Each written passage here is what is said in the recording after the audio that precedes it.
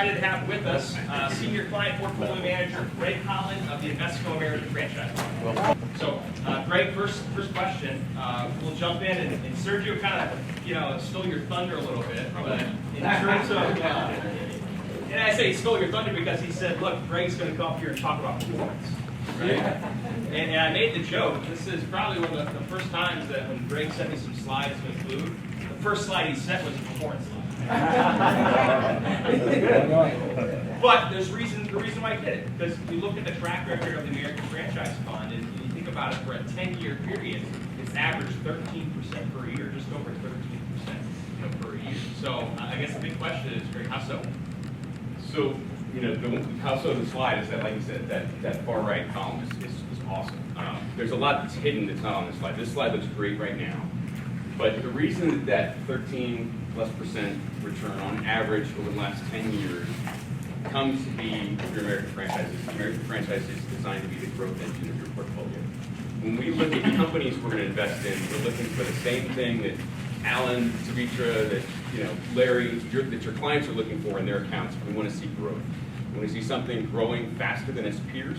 We want to invest in companies that are growing faster than the market, that have something, a new product, a competitive advantage, a better mousetrap, that they're taking share and they're doing things better than their peers, they're growing faster, and they're doing so profitably. And over time, that's why we end up with long-term returns. Now, I think last September, you gave me the opportunity to come down, and I got to see many of you at that point last year. It doesn't happen in a straight line. It's hidden on this slide because things have been really good for growth for the last 9 to 12 months. But last September, I was talking about a year where large growth was down 31% in 2020. A bad year for growth. But if we look back over the last decade, there are some real downturns that come in there. But patience is important. So besides growth, we need patience and experience. And that patience, that experience, our team's got greater than 25 years average experience covering stocks, covering market cycles, and understanding when it's the right time to panic like the market is, or when it's the right time to stand pat, when it's the right time to act quickly and take advantage of a theme that's moving, something like artificial intelligence. We'll talk a little bit more about that, some of the great performance we pulled from that. But that experience and patience, when you look back over the last 10 years, we've had a couple of years that were down 30%. We've also had 4 years where large cap growth was up more than 30%. So over time, the reason that I'm so happy to be in this room is because you guys are, I'll say it every time, you're my favorite clients. Because one, because you're all great people, but two, because you guys actually achieve for your clients what they need to achieve. And it's not trying to time the market. It's staying invested and being patient for the long term. And so your clients actually end up with a 13.5% return on average over 10 years because you guys do a great job of keeping investing. So the short answer, why great returns in American franchise? It's looking for growth and doing so with great experience to know when to capture it. Yeah, let's stay on that. You talked a little bit about last year, right, where it was a tough year, and this year, as we've seen through the first 6 months, nearly up 30%. And give us an update on that shift and what's been happening in the market. Yes, so a year ago, the narrative was very different for growth.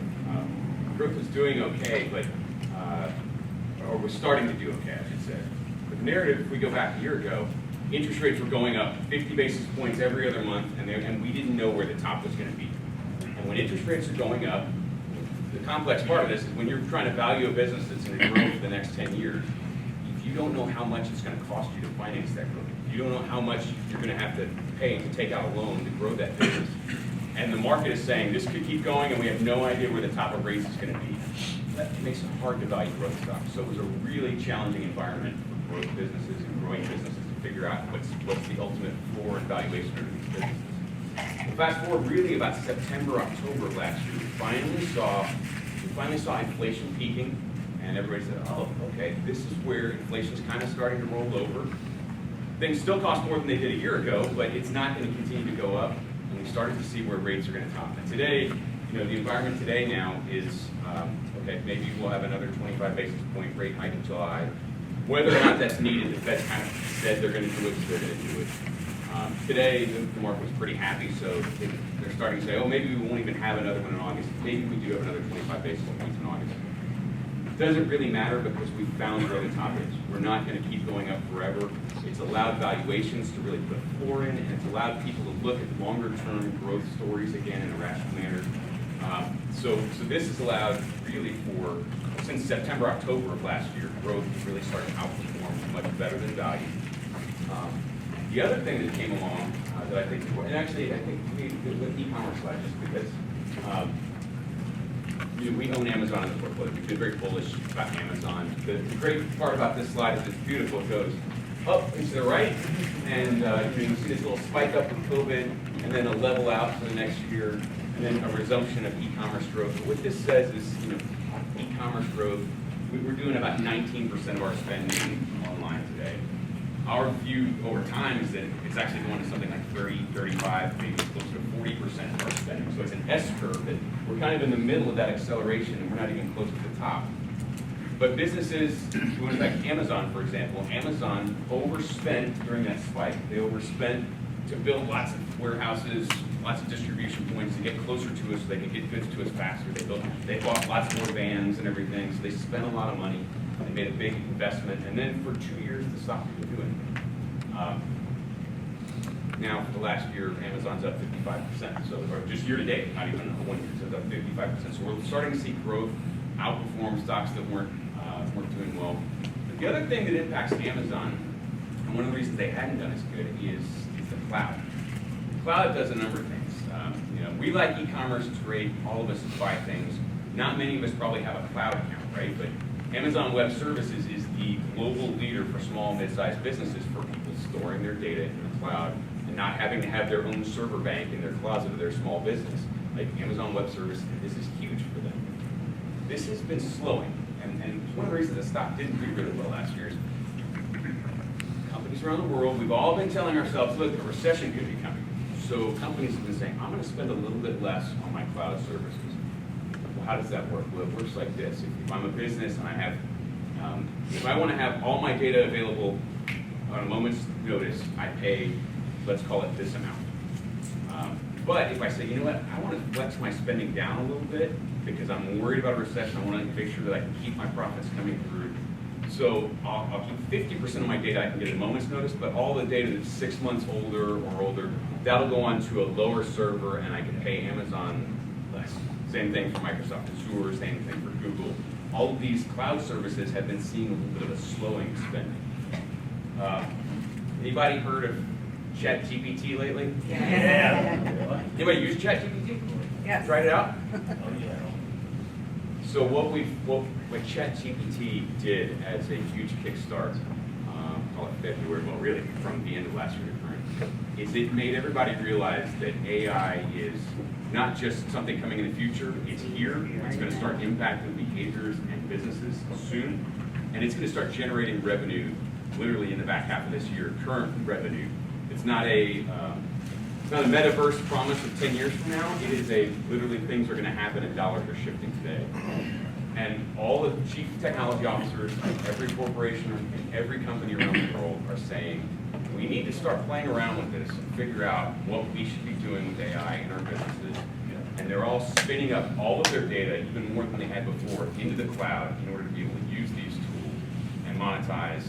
And there are businesses in the portfolio like Amazon, which has web services, Microsoft, which is phenomenally embedded already has embedded within all of their product lines now, ChatGPT and OpenAI across all of their products, and will by 2025 be getting $40 billion plus in revenue from just AI, additional $40 billion of their revenue, and they're already starting to recognize that today. So there's a lot of changes in growth, and we'll talk a little bit more, I'm sure, about the outlook. Growth has massively outperformed, large cap growth has massively outperformed. I'm really happy that we seized that. I mean, through yesterday, our fund's up 32.1%, and we're in the top third of peers. We really want to win for you guys when it's a growth market, and it has been. So we're really happy about that and outperforming so far year to date. You kind of mentioned, right, it was like last year when it says, hey, all the pundits were like, go all value. And then now it's like, oh, we'll shift it all to growth. Like, how do you guys look at that in terms of the growth versus value? Right, like I think growth, always.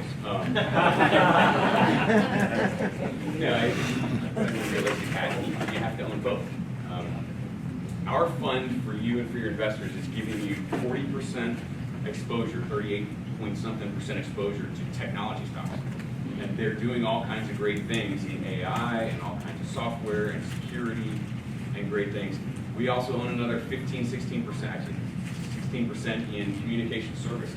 These are also tech-like businesses that are doing things like streaming media, streaming movies, video games, social media, all kinds of great advertising and long-term trends. And you get a lot of great exposure to those. But in our portfolio, you're getting less than 8% exposure total to financials and energy. And these are big pieces of the economy. Whereas, my colleague Sergio, with his value-bent portfolio, which is a phenomenal complement to American Franchise, they're doing deep research to find Wells Fargo and find it as a margin improvement story, great results today as well.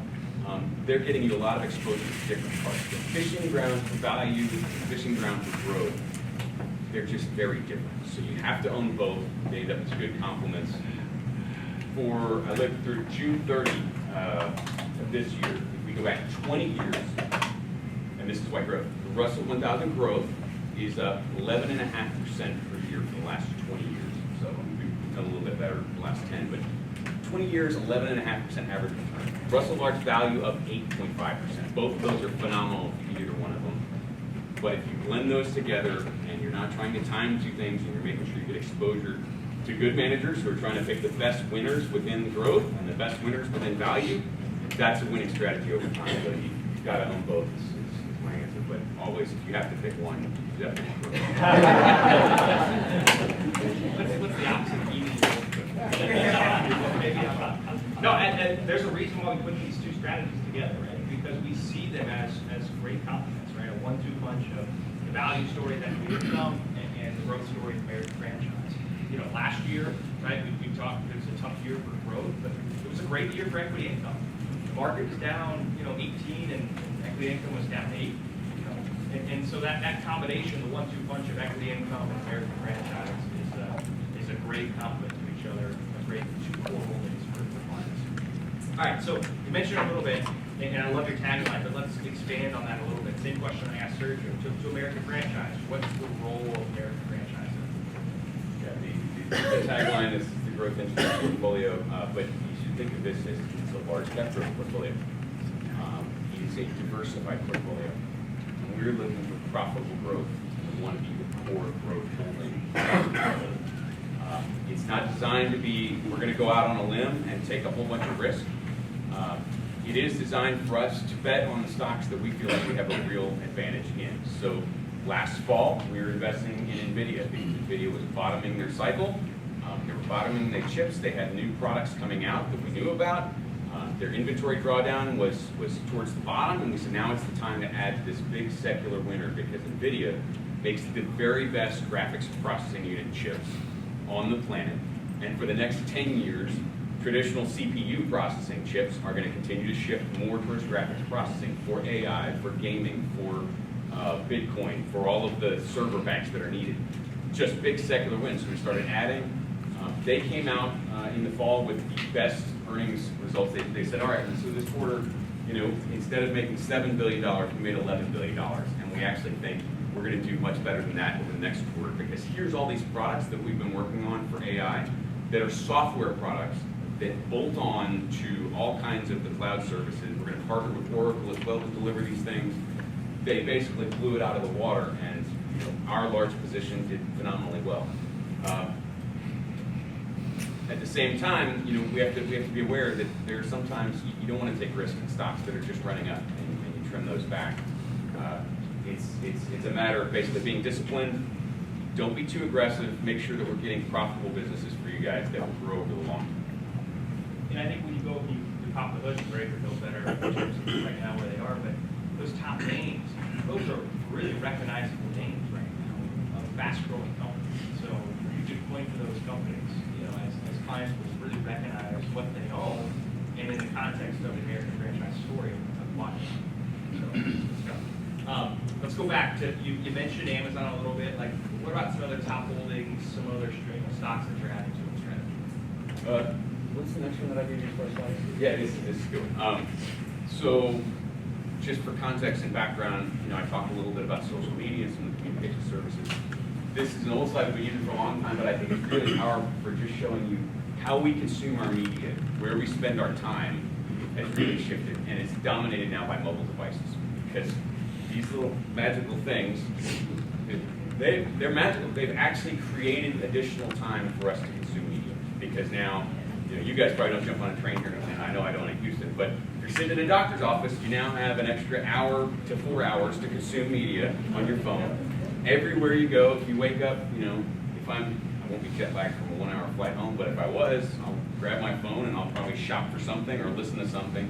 We've actually created additional time, and it's taken share from all legacy media. One of the things that's tied to this, and an area that we've added to, and we started adding last year, we've added more this year because it has proven out to be exactly, our thesis is playing out really well, but streaming media, over-the-top services, being able to access things everywhere we go. Netflix is a name we had sold. We bought it again last summer because we became convinced after talking to the company there's a return to growth for this business.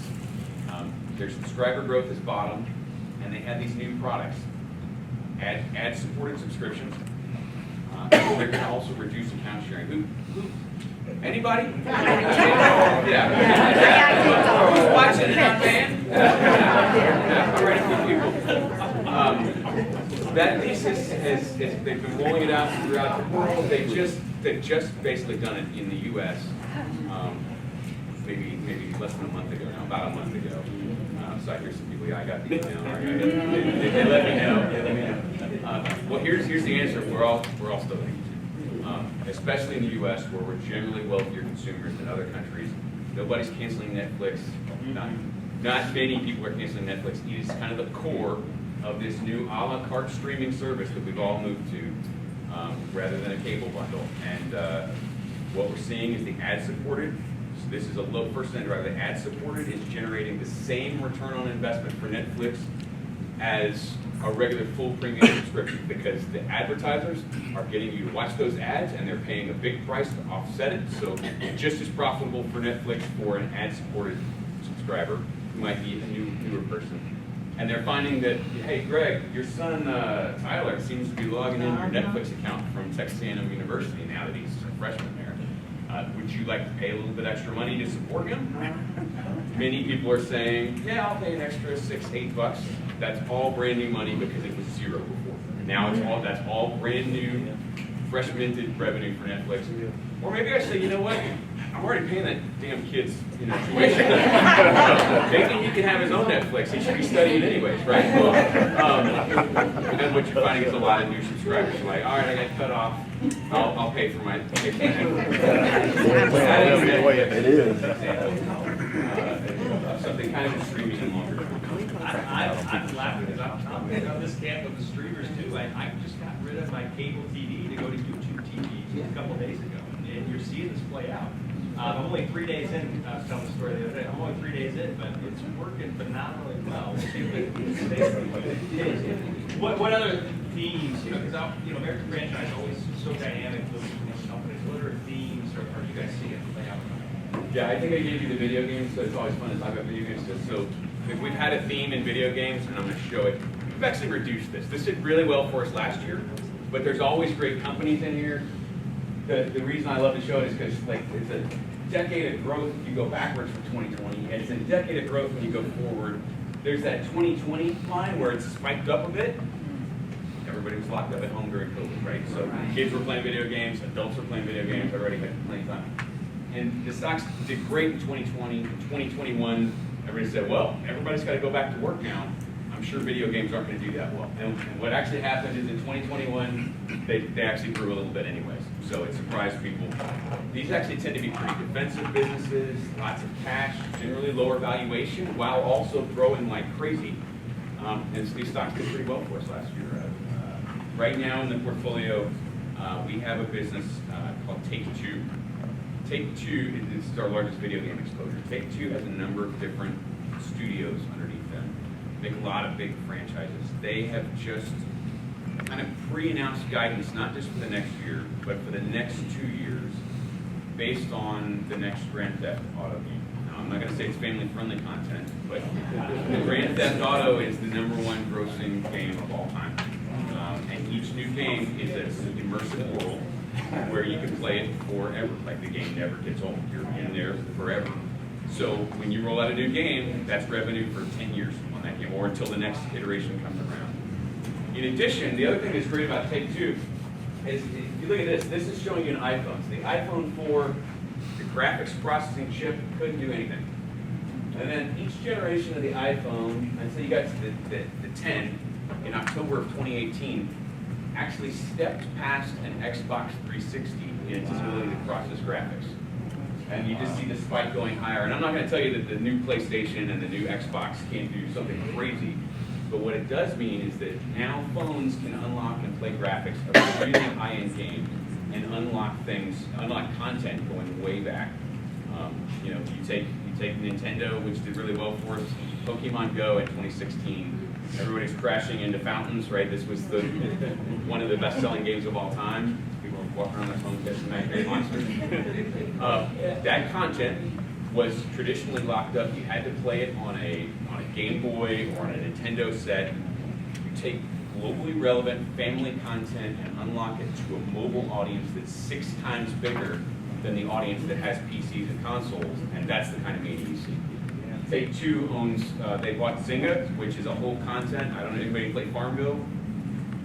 All right, me neither. But they have a number of mobile games. They get to participate in this. NBA 2K, they've got a lot of great games. Take-Two has been a great contributor for us. That's a great thing.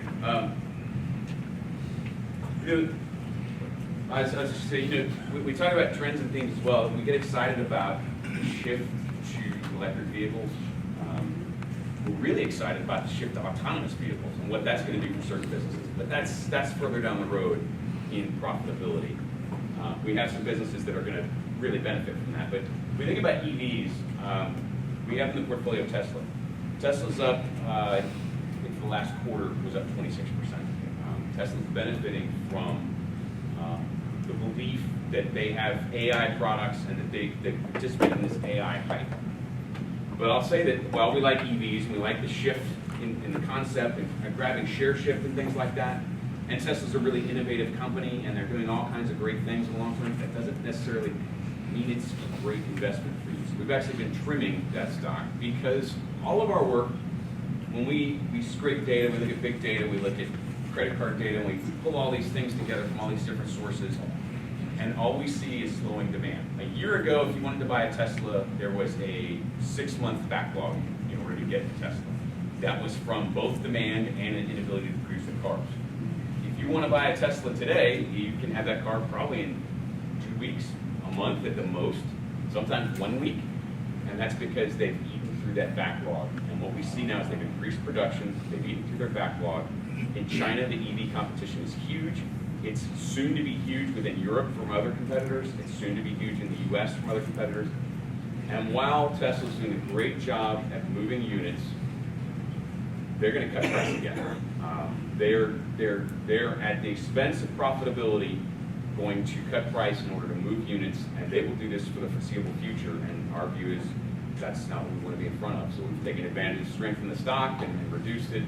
It's a great company. At a certain point, we would love to be adders of it, but you have to pay attention to, as I said, growing the business profitably. It's a retail darling. That stock does stuff sometimes that it really shouldn't and just goes up. You know, they just cut prices. Why is the stock going up? That also means they're going to make less money, but not everybody pays attention to that. But we don't want to do that for you. We need to make sure that the stocks we're investing in, we have a good thesis for that company being profitable. So, just another example. Yeah, good stock examples. Maybe let's go back just to overall of the strategy of the fund. What's the outlook for the team on growth stocks, maybe for the rest of the year, or even looking out, in terms of the outlook?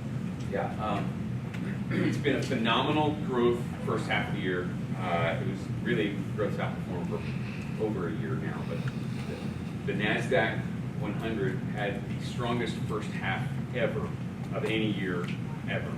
And that's a lot of tech and a lot of growth businesses as well. We're glad we executed on it. When I look forward at the next 6 months, and actually I'll step back and also say large did beat small by like 80% or something as well. Really large disparities in what did well. We did see and have seen the market start to broaden out. It's not as narrow as it was early in the year. We've started to see things broaden out. And if you ask me, I would say that for the next 6 months, it's going to continue to do that. I think optimistically, we're reaching the top of interest rates. Maybe they go up for the next 3 months, another 50 basis points. Maybe it's just 25.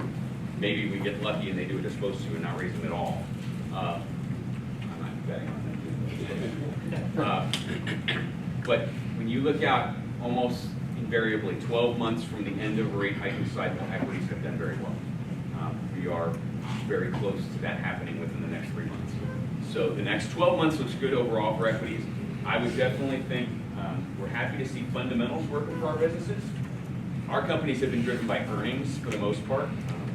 The big companies have just literally done better. They've cut costs and their earnings have been good. We've been emphasizing that stability of profits in the portfolio. And that's meant some large cap and some large cap tech. I would think the market probably leans a little bit smaller cap, a little bit more value for the next 6 months. And if I look further, if I look out over the next year and year plus, our belief is the last few days there's been a narrative in the market, and I've watched it all morning, that we're going to have this fairyland happy ending, no landing, soft landing scenario. Maybe we get that, and that's kind of great for everybody if we have it. But I think when you look at the impact of interest rates going up, they act with a lag. Things are slowing, and we're going to continue to see slowing of economic growth generally. And in a slow economic growth environment, this is the best analogy. It's counterintuitive. When something is scarce, it becomes more valuable as long as people want it. We're going to see economic growth become more scarce. And in that environment, if you have a company that's growing faster than the economy, it becomes more valuable. You think of cars. Why did cars go up in price before? It's because people wanted them and there wasn't enough supply. It's scarce to find a car. So that's why cars went up in value recently. Now that we're starting to have more cars, used car values are coming way down. Growth is becoming scarce overall, and our businesses should become increasingly more valuable. And this should echo the last 10 years where growth was pretty scarce. We were in a slow growth economy for a decade. When we look forward, we see, there's going to be ripples, but it's another slow growth decade in front of us. We're not going to be growing at 4, 5, 6%. We're going to be growing at 1, 2, 3% for the next 10 years. This is the last prepared question. Just concise, why American franchise? In my analogy, it's about, but it's the growth engine of your portfolio. Like, if your client's investment is a car and their goal is their destination, American franchise is what gets the car to the destination. You can add all kinds of diversification strategies, like, you can add equity and income, you can add, core plus bond, you can add all these things that you really should that make the journey smoother, but the thing that gets you from point A to point B is having that growth engine in your car, and that's what American franchise is. Awesome. More questions? Go ahead. What's the big difference between going with American franchise versus the Summit Fund? That's a great question. So same team, my same team is running both the portfolios. They're both favorites. The main answer is Summit is a higher holdings count, slightly more diversification rules. So it's 100 stocks, a little bit closer to the benchmark in sector allocations. And we've launched this fund long ago for some service families in a particular distributor. And in recognition of those heroes, they wanted us to not include certain behaviors that were impacting service families. So no alcohol, no tobacco, and no gambling stocks in that portfolio. So I'm not going to try and call it ESG, but it does have those restrictions, so it has some social streams on it on front. Otherwise, the ideas are very similar. There's a little bit more mid-cap in that portfolio, but same research, same team. You should have the same confidence in either one for either solution for your client. I was thinking that Tesla might not be making a lot of money with the cars they sell, but be making more money from the giga plants than they would be from the cars they sell. They have so many great drivers, right? If they could just get their act together, it would be great. The chargers are great. Having Ford and now Volvo, the European manufacturer, decide to use their chargers. This is great. It probably adds 50 cents of earnings to them. It's not a huge driver. What it really does, the new chargers and kind of using Teslas as the standard now, That's a benefit in that it reduces the risk that the government comes and said, here's the new standard, and Tesla has to convert all of their stuff over to it. It's more of a risk benefit than it is a massive generator for it. It takes away that risk. A great company, but it's a fan favorite. That and Apple, like people trade these stocks without necessarily looking at the fundamentals, and we have to be aware of that. And sometimes that means that we have, we watch the technicals on both as well. They're very big on our benchmark. I'll let you. Just since there's that social protection on the Summit side, and it's the same thing, just questioning, does it affect parent company purchase? So for example, versus, some of their distribution is some of the things that can't go in there, so. No. I think the answer that, if I understand your question, no, we're looking, when we're excluding something with a social screen, we're looking at a business and say there's 50% of their revenues. Okay. Like basically, there's more than half their business come from gambling or Gotcha. something. That's the screen now. That was all in it. Yeah.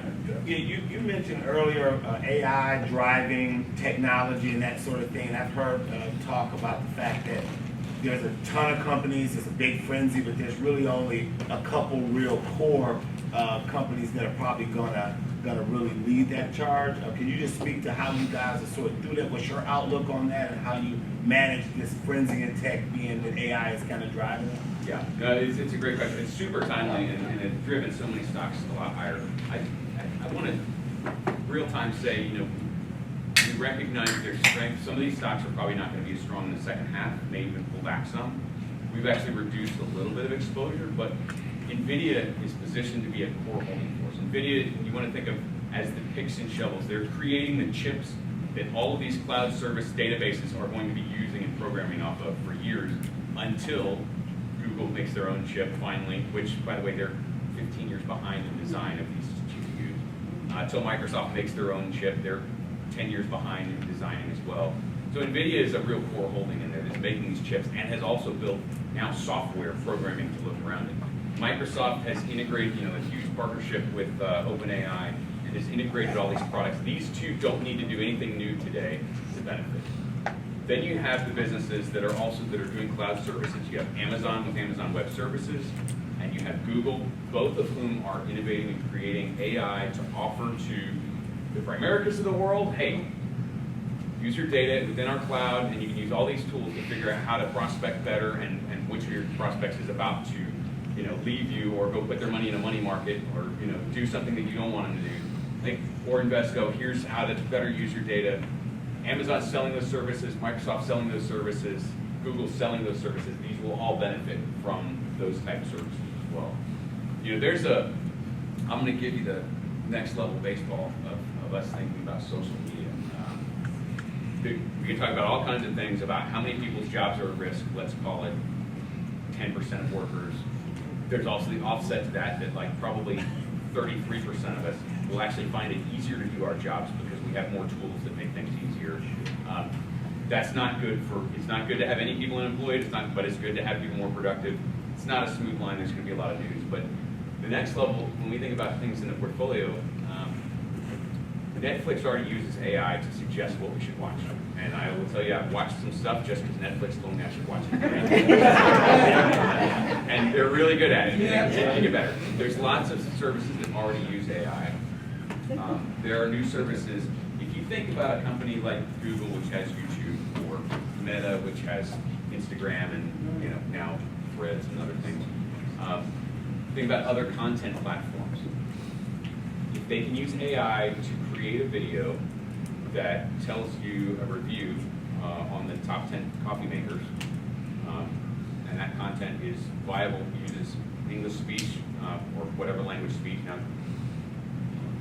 that moves up the stack. It's proprietary. They don't have to pay somebody for that content on the advertisements they get on it. There's a back-end effect of some of these platforms being able to generate content. And there's a lot of them out there, not a lot of them out there, there's a handful out there that are going to benefit from being able to just generate their own content that's engaging for all of us. So there's a lot of knock-on effects. There'll be plenty of politics and things involved, but we're going to find the best opportunities we can for you within it, and we're going to try not to overpay for them. Time for one last Oh, question. here, I wanted to say, I forgot about the slide, thanks, man. Not overpaying and emphasizing quality of earnings and profits. Our fund, the large cap growth index on the right, top line sales 12% versus the bench at 10%, so we're growing a little bit faster. We're finding better growth than the growth market. Below that, we have long-term growth rate, 19% earnings, that's profits, over the next 3 to 5 years on average. So 5 to 4% higher than the benchmark, 5% higher than the benchmark, better profits. And we're paying a little bit slightly more, like basically the same, 25.8 times PE versus 25.4 versus the growth benchmark. So we're getting better growth, we're getting better quality of earnings, and higher earnings growth than our benchmark is today. So, One last question while I grab the next one. When it comes, going backwards to what you were talking about, the phones right, in the game. taking share from everything else, yeah. Right. My beloved And your TV. chip making things, I don't know exactly how it works. When it comes to the phones and how they process the graphics, the graphic chip processors, do the phones, are they just kind of proprietary, they use, or do they actually look at, hey, the video about when what's used up in this phone? Do they- Are they- they doing this yet? They use chips from Qualcomm and Avago and right now. AMD and stuff like Yeah, that. correct, So they correct. can actually shop which chips they want to use, they don't have to use, say, just their phone. Right, so Apple's a big Qualcomm Okay. distributor, but yes, those chips are all getting better in memory and in size for But the those. video is using everything. NVIDIA is the one that's allowing, all those video games to be playing in data centers and big servers that are in, big giant rooms full of them, full of their chips, and only place to do it, and then you're just rendering it on your phone. But all that work is happening by NVIDIA chips in big data centers. Guys, thank you as always. I'm gonna fly back.